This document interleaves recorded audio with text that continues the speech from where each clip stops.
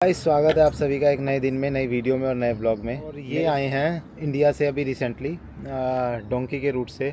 तो हम इस वीडियो में जानने की कोशिश करेंगे कि इनको क्या क्या प्रॉब्लम्स आई हैं और क्या क्या इनका रूट रहा, कैसे रास्ता रहा। मैं किसी भी इस टाइप की इलीगल एक्टिविटी को प्रमोट नहीं करता, बट जो लोग आ रहे हैं उनके लिए एक मैसेज है कि इनको आना चाहिए या नहीं आना चाहिए। दिस इज़ गुड डिसीजन और नॉट, बाकी आप सबकी मर्जी है। क्योंकि इस टाइम यूरोप आने के बहुत सारे रास्ते हैं, बट कुछ एजेंट्स की वजह से लोग फंस जाते हैं और गलत रास्तों पे आते हैं। बाद में आके उनको प्रॉब्लम भी होती है, बट जानते हैं ये कैसे आए, क्या इनका रूट रहा, कितने रुपए, सब कुछ A to Z process detail के अंदर। तो अगर आप भी प्लान कर रहे हैं तो आपको थोड़ा सा आइडिया भी हो जाएगा।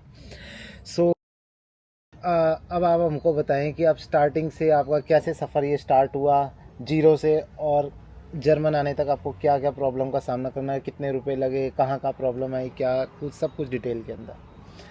सो स्टार्टिंग में आप तो ये आई है कि रास्ता बहुत खराब है। ओके डोंकी वाला रास्ते से कोई मन आए भाई। ओके। तो जैसे सबसे पहले आपने कहाँ से स्टार्टिंग कैसे करी, आपका क्या हुआ था, मतलब एजेंट ने आपको कितने रुपए का बोला और कैसे स्टार्टिंग कैसे हुई आपकी इस जर्नी की? मैं तो तकरीबन तकरीबन 12 लाख रुपए लगा गया हूँ। अच्छा, 12 लाख रुपए में आप डोंकी मार के आए हो। सबसे पहले आप इंडिया से फ्लाइट करी कहाँ के लिए और कैसे हुआ सारा ये मैंने जर्नी? जयपुर से करी थी, ओके आर्मेनिया, ओके आर्मेनिया से सर्बिया, ओके सर्बिया से हैंगरी, ओके हैंगरी तक तो बस से आए थे, फिर उसके बाद पैदल तुर के, ओके फिर आगे टैक्सी में ऑस्ट्रिया। ये रास्ते में जंगल जंगल बहुत बुरा हाल है। तो सबसे पहले आपको जयपुर से चढ़ाया गया हम्म। सर्बिया। सर्बिया का आपके पास वीज़ा था या नहीं था? सर्बिया का एंट्री थी बस, वीजा नहीं। सर्बिया का एंट्री वीज़ा था, जो कि एक ई वीज़ा मिलता है सर्बिया का, ई वीजा कोई 6-7 हज़ार रुपये का मिल जाता है। बट वहाँ पे एयरपोर्ट में आपकी एजेंट की सेटिंग थी जिसने आपको क्रॉस करवाया। बट अगर आप में कॉन्फिडेंस है तो आप वैसे भी सर्बिया का एयरपोर्ट क्रॉस कर सकते हो, लेकिन अब आई थिंक अब अलाउड नहीं है। अब सर्बिया के लिए आपको वीज़ा चाहिए। जिस टाइम पे आप आए थे तब वीज़ा, तब एक नॉर्मल वीज़ा था, है ना, ई वीज़ा। हाँ, वो तो नॉर्मली मिल जाता, एंट्री थी वहाँ पे, वीजा तो कोई नहीं था। सर्बिया के बाद क्या था आपका सिस्टम? सर्बिया से हैंगरी। हंगरी, डोंकी से? नहीं, बस से आए थे। बस से। तो सर्बिया उस टाइम पे कितने घंटे का रास्ता था, क्या था ये? बस का 4 घंटे का रास्ता। 4 घंटे का रास्ता था, मतलब उसके बाद फिर जंगल में तुरे 1.5-2 घंटे चले, फिर सारी रात बारिश में भीगे, वहाँ पे जंगलों में घूमते रहे, पुलिस आ जाती थी। पुलिस आ जाती थी। तो यार काफ़ी ज़्यादा डेंजरस है। हंगरी से कहाँ पे गए आप? हैंगरी से ऑस्ट्रिया। हंगरी से ऑस्ट्रिया तक 7 घंटे एक टैक्सी चली। 7 घंटे एजेंट की टैक्सी थी, सब कुछ एजेंट का था। तो वहाँ पे आपको खाने पीने की कोई दिक्कत वगैरह? कोई खाना पीना नहीं, अपने कोल दा जो ही ब्रेड ब्रूड ठंडा ठंडा वही खाया बस, कुछ भी नहीं था। कुछ भी नहीं था। तो आपको इंडिया से जर्मनी पहुँचने तक कितना टाइम लगा, या फिर इटली पहुँचने तक कितने दिन लगे टोटल? मैं आया तकरीबन तकरीबन मेरे को लग गया था 20-25 दिन लग गए। 20 से 25 दिन लग गए। आर्मेनिया रोक के रखा एजेंट ने मेरे को 20 दिन। 20 दिन आर्मेनिया रुके रहे। हाँ। ओके। पहले 3-4 आप दिन मेरे को रास्ते इंडिया में से लग गए। सर्बिया गए, सर्बिया से आर्मेनिया गए। हम्म। ओके। नहीं, हाँ। सर्बिया नहीं, पहले आर्मेनिया गया, ओके। पहले फिर आप आर्मेनिया सर्बिया। गए। ओके। हाँ। आर्मेनिया से फिर सर्बिया गए, फिर सर्बिया से आप पैदल चल के नहीं, बाय बस हंगरी गए। तो हंगरी तो शनिगन में आ गया, फिर बाय बस भाई बस हैंगरी के बॉर्डर पे उतार दिया था ना, बॉर्डर हाँ उतर यही के पार मैं किया जाना ना। था। Okay okay. तो यहाँ पे आपको सर्बिया के बॉर्डर पे उतार दिया था, और जहाँ पे हंगरी का बॉर्डर हाँ, शुरू होता है और सर्बिया का हंगरी खत्म के, होता है। हाँ। देन ये बॉर्डर क्रॉस करने में आपको क्या प्रॉब्लम आई, यूरोप का और शनिगन का जो बॉर्डर था? बहुत प्रॉब्लम आई यहाँ पे। हाँ, यही मेन सबसे बड़ी मेरे हिसाब से यही प्रॉब्लम होती है ना। बहुत ज़्यादा प्रॉब्लम होते थे। ओके। जिद्दां मतलब कह लो ਪੁਲਿਸ ਘੁੰਮਦੀ ਆ, ਗੱਡੀਆਂ ਪੌੜੀ ਲਾ ਕੇ ਲਾਉਂਦੇ ਆ ਨਾ, ਹਾਂ। ਤਾਰਦੇ ਆ, ਹੂੰ। ਤਾਂ ਉਹ ਗੱਡੀ ਆ ਕੇ ਵਿੱਚ ਮਾਰਦੇ ਆ ਉਹਦੇ ਪੌੜੀ ਦੇ ਵਿੱਚ, ओ, ਬੰਦਾ ਮਰ ਜੇ, ਜੋ ਮਰਜੀ कुछ भी हो जाए। कुछ भी हो जाए। हाँ। मैंने सुना है कि करंट वाली कुछ हाँ। वायरिंग होती है, ऐसा भी कुछ सीन होता है? नहीं, करंट करूंट वाली तो कुछ नहीं थी उस टाइम, पता नहीं बाकी। ओके। जब मैं तो फिर भी तकरीबन तकरीबन सही आ गया। बहुत लोगों का तो बहुत बुरा हाल आ। दूसरी तरफ डोंकी लावा ਜਿਹੜੇ ਉਹਨਾਂ ਦੇ ਤਾਂ ਕਈ ਜਿਹੜੇ ਮੇਰੇ ਯਾਰ ਮਿੱਤਰ ਆਏ ਆ ਬਾਅਦ ਚ, ਉਹਨਾਂ ਦੇ 4-4 ਕਿਲੋ ਦੇ ਪੈਰ ਹੋ ਰਹੇ ਸੀ। सोजिश की वजह से। ਇੱਕ ਬੰਦੇ ਦੀ ਰੀੜ ਦੀ ਹੱਡੀ ਟੁੱਟ ਗਈ, ਉੱਥੇ ਹੀ ਪਿਆ ਹੋਊਗਾ, ਕਿ ਪਤਾ ਘਰੇ ਹੀ ਪਿਆ ਕਿ ਨਹੀਂ ਪਿਆ, ਪਤਾ ਲੱਗਿਆ ਕਿ कैसे हड्डी कैसे टूट गई, क्या हो ਰੀੜ गया? ਦੀ ਹੱਡੀ ਉੱਪਰ ਤੇ ਪਹਾੜ ਦੇ ਉੱਪਰ ਤੋਂ ਗਿਰ ਗਿਆ ਸੀਗਾ। पहाड़ के ऊपर से? लोग फिर भी अपनी जान पे रिस्क लेके एक अच्छे करियर के लिए, एक अच्छी शुरुआत के लिए आते हैं। बट बहुत सारे रास्ते हैं, एजेंट्स गलत रास्ते को प्रमोट करके भेजते हैं, जो कि एक सही चीज़ नहीं है बिल्कुल। उसके बाद हंगरी का बॉर्डर क्रॉस किया, फिर वहाँ पे क्या हुआ? जब आपने बॉर्डर क्रॉस करने में कितना टाइम लग गया था? बॉर्डर क्रॉस सर्बिया और करने में अर्मेनिया। एक रात तो ऐसे ही निकल गई, पुलिस ने निकलने ही नहीं दिया, आर्मी वाले ने। अच्छा, अगले दिन फिर पठान थे वहाँ पे बॉर्डर पार कराने वाले, उन्होंने अगले दिन पार कराया हमको border। आज सुबह के टाइम पे आपने बॉर्डर ਔਰ ਜਿਹੜੇ ਡੌਂਕਰ ਹੁੰਦੇ ਆ ਉਹ ਉਹਨਾਂ ਨੂੰ ਕਿਸੇ ਤੇ ਕੋਈ ਲੈਣਾ ਦੇਣਾ नहीं हैगा, कोई बंदा पीछे रह रहा है, कोई किस तरह।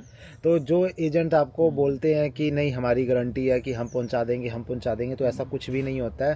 एजेंट अपने घर पे आराम से सो रहा होता है एसी के नीचे, सिर्फ स्ट्रगल और प्रॉब्लम आप ही को होगी, आप ही को क्रॉस करना पड़ेगा खुद के रास्ते से। अब ये मान ले बात को, अपने से जिगरा होना चाहिए बस, अपने में जिगरा होना चाहिए। हाँ, तो एजेंट के भरोसे आप आने वाली यहाँ पे कोई बात नहीं है कि हाँ हमको एजेंट क्रॉस करा देगा, वो सिर्फ उसने सिर्फ पैसे लेने हैं। जब आपने पैसे दे दिए बात खत्म हो गई, सीधी ये बात है ना। पैसे लेके बात खत्म, तू अपने रास्ते में, मैं अपने रास्ते। आपको कितनी भी प्रॉब्लम है, कोई आपकी सुनता नहीं है, कोई कुछ भी नहीं होता। हालांकि ऐसे मूवीज में भी काफी दिखाते हैं कि डोंकी का रास्ता ਕੁੱਟਦੇ ਆ, ਅੱਧੇ ਡੌਂਕਰ ਤਾਂ ਕੁੱਟਦੇ ਆ ਬੰਦਿਆਂ ਨੂੰ, ਬਹੁਤ ਕੁੱਟਦੇ ਆ, ਆਰਮੀ ਵਾਲੇ ਕੁੱਟਦੇ ਆ, आर्मी वाला कब ਕੁੱਟਦੇ होता है? ਆ। अब ये ਜਿਹੜੀ ਦੂਜੀ ਆਪਣੀ ਉਹ ਕੀ ਨਾਮ ਰਸ਼ੀਆ ਵਾਲੀ ਡੌਂਕੀ, ਇਧਰ ਆਰਮੀ ਵਾਲੀ, रशिया की साइड से ਰਸ਼ੀਆ ਵਾਲੀ ਤੋਂ ਬਹੁਤ ਕੁੱਟਦੇ ਆ।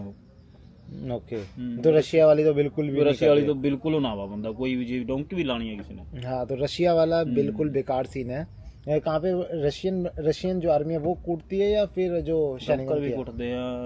शेनगन किथे आ जाता यार रशिया के बाद वो कहाँ से डोंकी करवाते हैं? क्या रूट होता है इनका? रशिया से यार पता नहीं यार केड़ा रूट है इनका, बहुत लंबा रूट है इनका, काफी लंबा। सबसे बेस्ट ये अर्मेनिया वाली रहती है। हाँ यार सही है वैसे, अर्मेनिया वाली, अर्मेनिया से सर्बिया से पैदल चला के ये हंगरी क्रॉस करवाते हैं। देन हंगरी के बाद फिर आपको, जैसे आपने बॉर्डर क्रॉस कर लिया, फिर क्या हुआ उसके बाद? सर्बिया से जे सही बंदा मिल जाए, डॉन्कर मिल जाए, तो 15 घंटे में बंदा इटली यूरोप एंटर हो जाता। ओके, अगर कोई जिम्मेदार बंदा मिल जाए तो। अब हंगरी आ गए, जैसे आपने बॉर्डर क्रॉस कर लिया हंगरी का, उसके बाद वहाँ पे गाड़ी लेने आई थी, क्या हुआ था? उसके बाद गाड़ी लेने आई, ओके, इन्हीं की एजेंट की गाड़ी थी। ओके, 22 जने थे ਅਸੀਂ। अच्छा, 22 जने एक गाड़ी में? कितने जने बैठे थे? वो एक जने में 12 बंदे बाले, एक 5 सीटर गाड़ी के अंदर 12 बंदे। फरगोना था 7 जने, 7 सीटर थी। अच्छा, 7 सीटर में 12 जने फिट सीटां कड्डी हुई थी, एक दूसरे के ऊपर सुते हुए थे। ओह गॉड। ओके, देन आपने उसके बाद हंगरी क्रॉस करके, उसके बाद ਅਸੀਂ ਉੱਥੇ बैठे रहे, 12 जने गए उधर ਤੇ ਪੁਲਿਸ ਆ ਗਈ, ਫਿਰ ਨਾ ਇੱਕ ਗੱਡੀ 11 ਜਣੇ ਚਲ ਗਏ ਸਾਡੇ। ओके, ਅਸੀਂ ਰਹਿ ਗਏ ਫਿਰ 6-7 ਜਣੇ।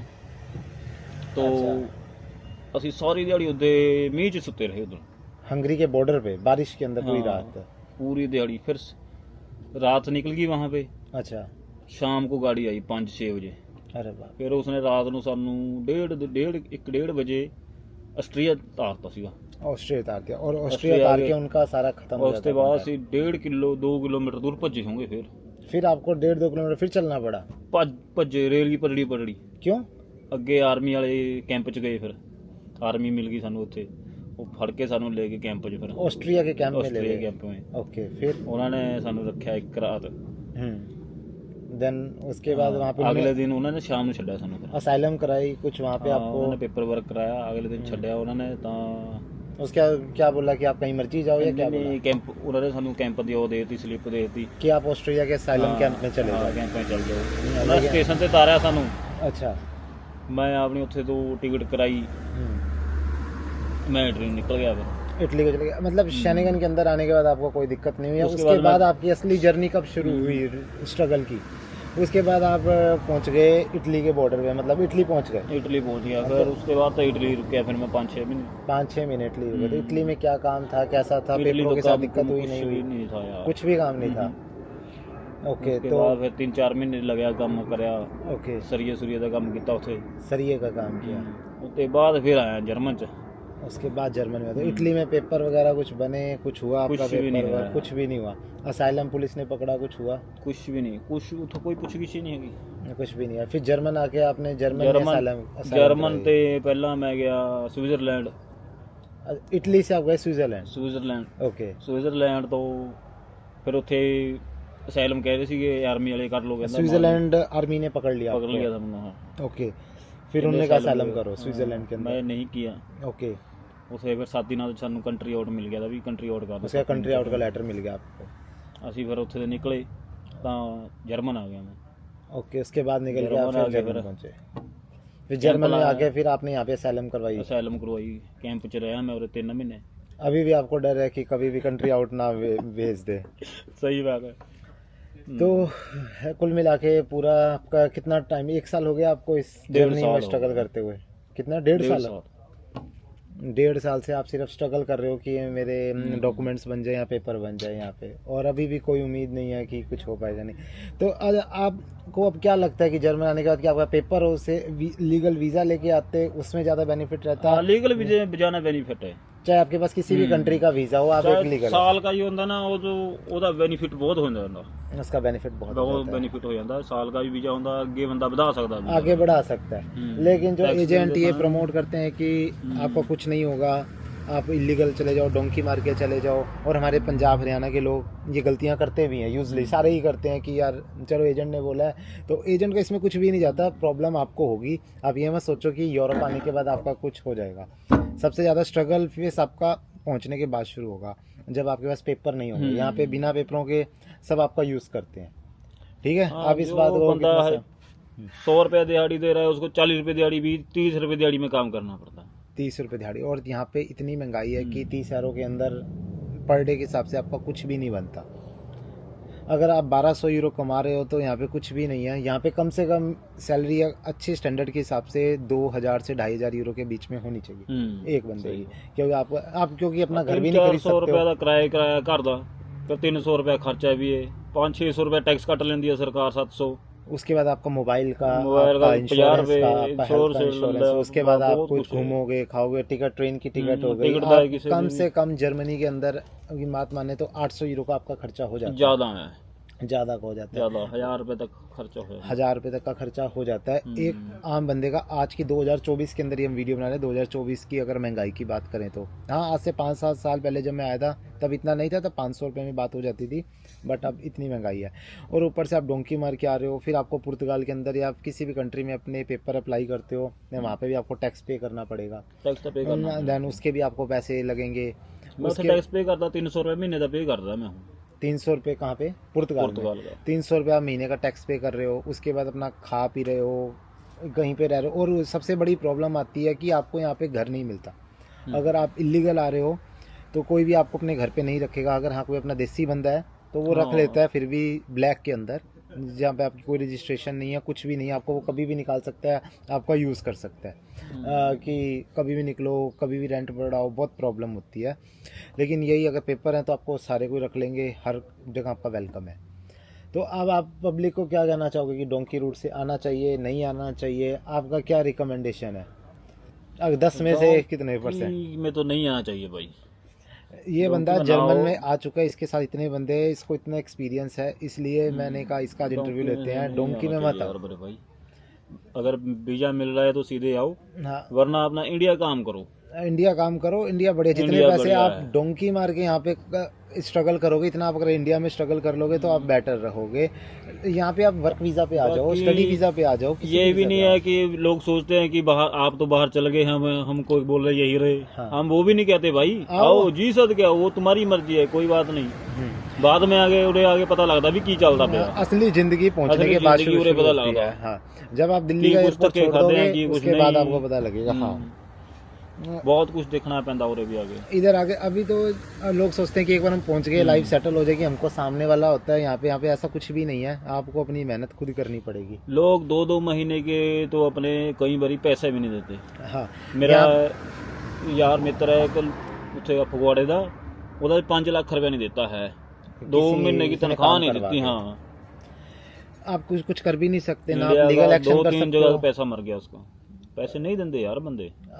इलीगल है, आप ना तो illegal पुलिस है, के एक्शन कोई ले सकते पेपर हो, वर्क ना नहीं है, कोई पेपर कुछ वर्क नहीं। नहीं है, कुछ नहीं। यहाँ पे सिर्फ और सिर्फ पेपर वर्क की वैल्यू है। अगर आपके पास पेपर नहीं है तो आप कुछ बोल ही नहीं सकते हो, ना तो पुलिस के पास आप जा सकते हो, ना आप कुछ बता सकते हो कि मैं यहाँ काम कर रहा हूँ।